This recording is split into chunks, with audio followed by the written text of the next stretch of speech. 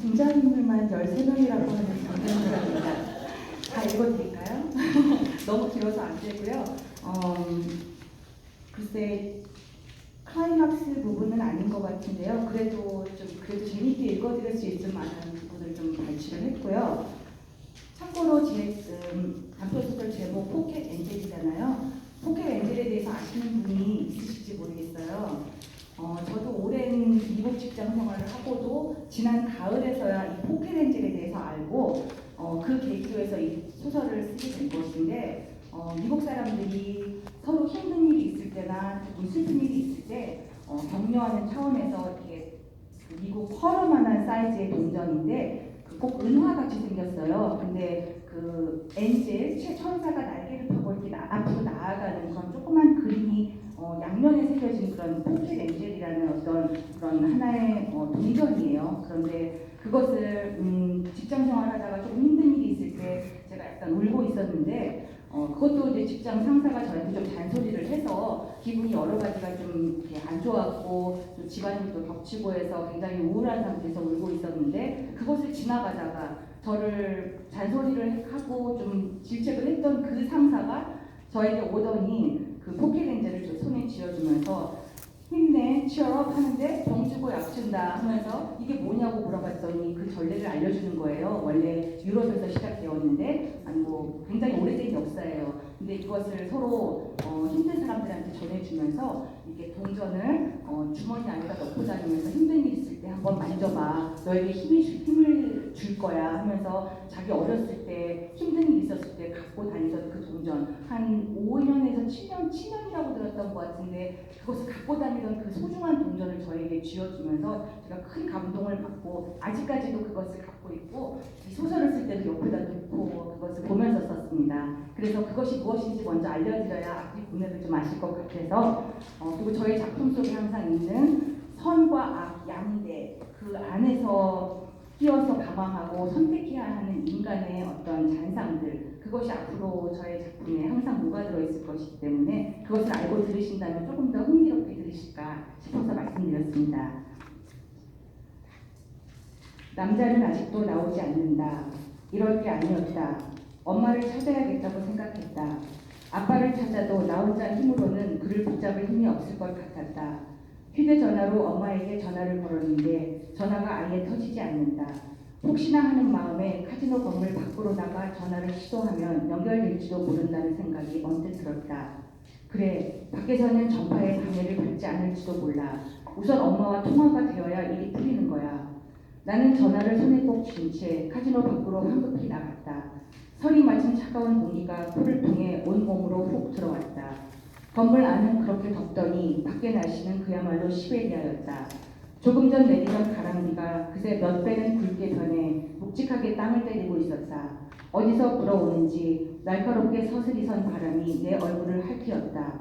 실내와의 기온 차이로 인해 그런지 내가 느끼는 추위란 정말이지 말 그대로 살을 깎아내는 듯한 고통 그 자체였다. 이제 전화를 걸려고 화면을 켜는데 추위로 얼어버린 손가락들이 경직되어 나도 모르게 전화를 떨어뜨리고 말았다. 전화기는 액정이 무참히 깨진 채 차가운 빗물 위에 나뒹굴고 있었다. 갑자기 뜨거운 눈물이 확 솟구쳤다. 이 모든 상황이 너무나 원망스럽고 비참했다. 한동안 정지 상태로 부서진 전화기를 바라보다가 이내 허리를 숙여 힘겹게 그것을 집어 올렸다. 다 포기하고 그냥 카지노 안으로 저 거대한 시멘트 공룡 안으로 다시 들어가기로 마음먹고 몸을 돌렸다. 그런데 문이 보이지 않았다. 내 등 뒤에 있었던 그 커다랗고 화려한 문이 보이지 않았다. 나는 정신을 차리려 애쓰고 눈을 부릅뜨며 고개를 이리저리 돌려 건물 전체를 살폈다. 분명히 문이 없어졌다. 나는 정신 나간 사람처럼 건물 주위를 뛰어돌며 다른 문을 찾으려 했다. 카지노 식당과 연결되는 후문 쪽으로 가봤지만 역시 그 문도 사라진 상태였다. 아, 이게 뭐지? 내가 완전 미쳐버린 거야? 아니면 이 카지노에 우리가 모르는 뭔가 무시무시한 음모가 있는 것은 아닐까?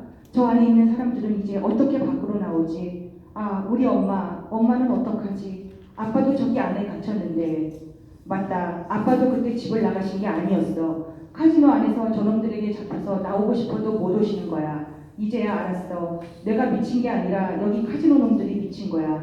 지옥을 천국처럼 포장해서 불쌍한 사람들을 현혹해 끌어들인 뒤 마침내 그 지옥문을 이렇게 닫아버려 그들을 가두어 버리는 거야. 한번 들어가면 절대 탈출할 수 없는 감옥 안에 영영 잡아두고 마지막 날까지 고문하는 거지. 아, 이제 우리 가족은 어떡하나? 어떻게 부모님을 구출할 수 있을까? 내가 발을 동동 구르며 울고 있는데 갑자기 주위에서 어떤 미세한 기척이 느껴졌다. 조그만 흔들림 같이 시작되던 그것은 점차 움직임이 커지며 꿈을 대기 시작했다. 그러다 지진이 일어나는 듯 주위가 흔들거리더니 곧이어 비에 젖어 축축한 땅이 들썩거리며 여러 줄로 금이 갔다. 내가 너무 놀라 땅에 더럽 주저앉았을 때 내 앞에 있던 카지노 건물이 요동치며 변형되고 있었다. 마치 파충류가 알을 깨고 부화하듯이 그 건물 모양의 짐승은 잔뜩 웅크렸던 둔탁한 근육을 기지개 켜는 듯 펼치더니 이윽고 가슴속에 파묻었던 머리를 들어 올렸다. 얼굴 정중앙에 있는 큰 외눈이 지옥의 불처럼 이글거리며 나를 쏘아보았다. 온 몸이 파충류의 징그러운 비늘들로 촘촘히 덮여 있었고 길게 찢어진 입 사이로 뱀의 갈라진 혀가 교활하게 내름거렸다. 뱀과 용의 형상을 섞어놓은 듯한 그 외눈박이 괴물은 걷잡을 수 없이 몸집이 점점 더 거대해졌다. 어떤 끈끈한 진액이 몸에서 흘러나와 서로 뭉쳐가며 몸은 3배, 4배로 자꾸 부풀려졌다. 아, 내가 그들의 비밀을 알아채서 이제 나를 죽이려고 하는구나. 나는 절망했다. 그 무시무시한 괴물 앞에서 나는 힘없이 땅속으로 꺼져 들어갔다. 이제 정말 끝이다. 아무 희망이 없어. 내가 졌다. 바로 그때였다. 그 아수라장 속에서도 너무나 확연히 나의 후각을 자극하는 강한 향이 어딘가에서 흘러나왔다. 내 앞의 무시무시한 형상마저 잠깐 흐리게 만든 그 향기는 부인할 수 없을 정도로 강렬했다. 진한 꽃향기 같기도 하고 독특한 향수 냄새 같기도 했다. 지금껏 어디서도 맡아보지 못했던 그 향기를 시작으로 갑자기 내 주변이 눈부시게 환해졌다. 눈이 부셔 눈을 가늘게 떠야 할 만큼 환한 광채가 나를 둘러쌌다. 나의 주위를 타원형으로 감싼 형태의 그 빛 맨 아래쪽으로부터 아주 천천히 무언가가 올라오기 시작했다. 처음엔 어떤 구체적 형태가 없이 큰 빛덩어리 같던 그것은 자칫 일어서며 사람의 모양을 갖춰 나갔다. 웅크렸던 허리와 등을 쭉 펴며 두 팔을 기지개 켜듯 위로 뻗으며 그가 일어났다. 숙였던 고개를 정면으로 들자 그의 빛나는 얼굴이 드러나고 어깨 뒤에 접혀졌던 날개가 서서히 그리고 장렬하게 확 펼쳐졌다. 아, 그는 바로 나의 주머니 속에 있던 포켓 엔젤이었다. 그 하얀 깃털 하나하나가 매우 섬세하고 입체적이어서 실제 커다란 조리의 날개 같았고 그 날개의 크기는 그 자신보다도 컸다. 이미 괴물의 모습에 놀라 얼어붙어 몸을 가눌 수 없었다. 너무나 무섭고 이 부분이 좀 잘못 분석이 있네요. 너무나 계속되는 충격에 얼어붙어 몸을 가눌 수 없었다. 너무나 무섭고 흉측한 괴물과 너무나 아름답고 황홀한 천사 그 둘 사이에 내가 주저앉아 있었다. 그 괴물은 아직 나에게 미련이 남았는지 나를 징그러운 외눈으로 뚫어지게 바라보며 입맛을 다졌다. 그 찢어진 입 사이로 끈적하고 역겨운 침이 계속 흘러나왔다. 언제든 나에게 달려들 기세로 오르렁거리며 몸을 사리고 있었다. 그때 천사가 하늘 위를 바라보며 두 손을 모으고 기도문을 외우기 시작했다.